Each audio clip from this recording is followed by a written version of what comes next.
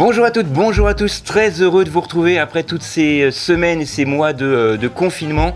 Ça fait longtemps qu'on ne s'était pas vu sur les réseaux sociaux, mais effectivement ni à la radio d'RCF, donc ça y est, c'est reparti. De nouveau, les salles de cinéma sont réouvertes pour nos plus grands plaisirs, et c'est pourquoi cette semaine j'ai choisi plusieurs films, pas spécialement des films qui sont sortis cette semaine, mais des films qui sont toujours à l'affiche.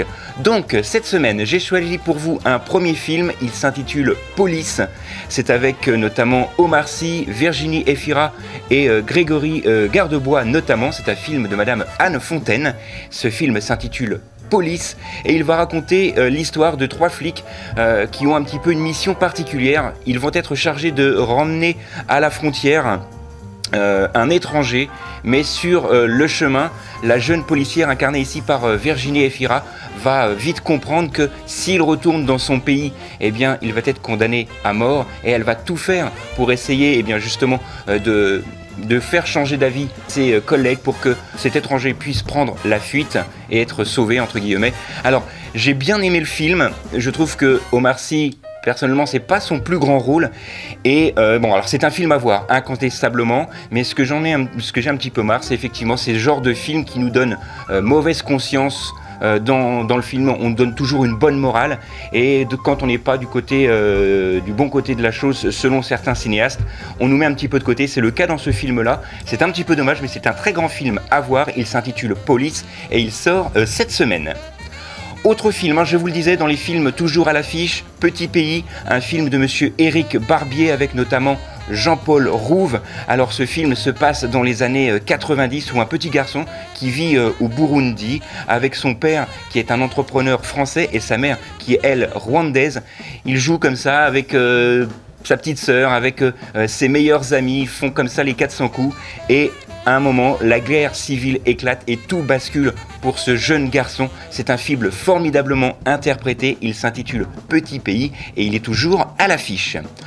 Autre sélection, on retourne dans un film français avec Effacer l'historique, un film du duo Kerven-Delépine, vous les connaissez puisqu'ils sont sévis sur Canal+ fut un temps. C'est un film avec Blanche Gardin et Denis Podalides notamment, et également l'excellente Corinne Maziero que l'on peut retrouver sur France 3 dans Capitaine Marlowe. Là, c'est l'histoire de plusieurs amis qui vivent dans un lotissement, ils ont un gros problème avec les nouvelles technologies et notamment les réseaux sociaux. Il y a Marie qui est victime de chantage d'une sextape, l'autre Bertrand qui est harcelé au lycée, un autre qui est chauffeur VTC et qui voit ses notes comme ça descendre de plus en plus. Ils vont essayer de se rebeller contre les réseaux sociaux, vont-ils y arriver? Vous le saurez en allant voir ce film très drôle qui s'intitule Effacer l'historique. Dernière sélection pour moi au cinéma avec Tenet. Alors, c'est un film de monsieur Christopher Nolan, le grand Christopher Nolan, avec notamment Robert Pattinson dans le rôle principal. Alors, c'est un film un peu particulier, c'est un peu un James Bond futuriste où le monde va un peu basculer, le monde est à l'envers, c'est un petit peu compliqué, même je pense que le réalisateur lui-même s'est un petit peu perdu dans ce film et c'est fort dommage malgré une très très belle réalisation et des cascades réalisées en temps réel et quasiment sans trucage. C'est vraiment un très très grand film de cinéma. Le scénario tient-il la route? Personnellement, malheureusement je ne pense pas et je sais que je ne vais pas me faire que des amis en disant cela.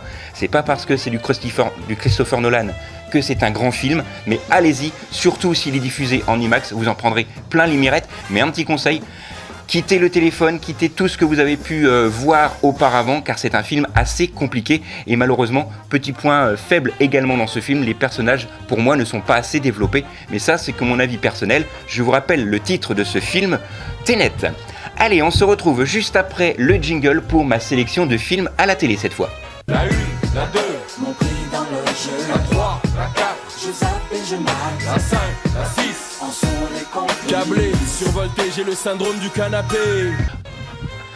Très vite, deux films qui sont sélectionnés pour moi à la télé, mercredi 2 septembre sur Arte avec Adieu Berthe ou L'enterrement de Mémé, un film de monsieur Bruno Podalides avec notamment Bruno Podalides et Valérie Lemercier.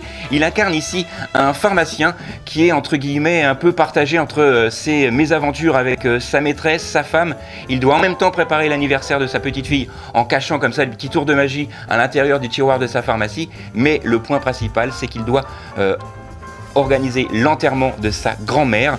C'est un film doux, un mélange d'humour, de poésie et d'autodérision. C'est un film que je vous conseille. Ça s'intitule Adieu Berthe ou l'enterrement de Mémé et il est diffusé sur Arte mercredi 2 septembre.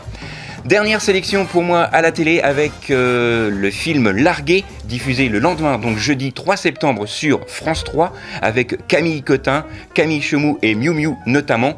Alors c'est l'histoire de deux sœurs qui vont comme ça essayer de partir parce que l'une d'elles s'est fait larguer. Elles vont décider de se remonter le moral ensemble. C'est très drôle, très inventif, ça s'intitule Largué et c'est diffusé sur France 3 jeudi 3 septembre. Allez, cette semaine donc pas de film et s'il n'en restait qu'un, il y en aura un la semaine prochaine puisqu'on reprend simplement les émissions pour septembre. Mais cette semaine, voici mon DVD de la semaine. Comme au cinéma.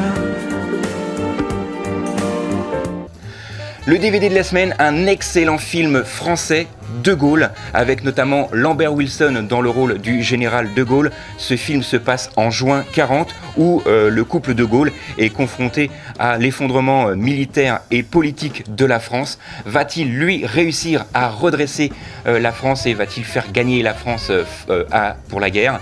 C'est vraiment un film exceptionnel que je vous conseille, une très très grande interprétation de Lambert Wilson. Isabelle Carré incarne également sa femme à l'écran et on voit également, chose que l'on sait peut-être un petit peu moins, mais les personnes qui connaissent un petit peu le général de Gaulle le savent sans aucun doute. Le général de Gaulle avait une petite fille qui était donc... on voit également cette petite fille dans le film et c'est vraiment un film que je vous conseille, il est vraiment très très réussi, comme le film de Roman Polanski, J'accuse, deux films complètement différents mais deux films historiques, et vous savez que j'aime les films historiques. Celui-ci sort en DVD cette semaine et il s'intitule De Gaulle. Voilà, c'est tout pour cette semaine, nous on se retrouve la semaine prochaine, même endroit, même heure. D'ici là, sortez, allez au ciné et n'oubliez pas qu'un bon film, ça se voit aussi à la télé.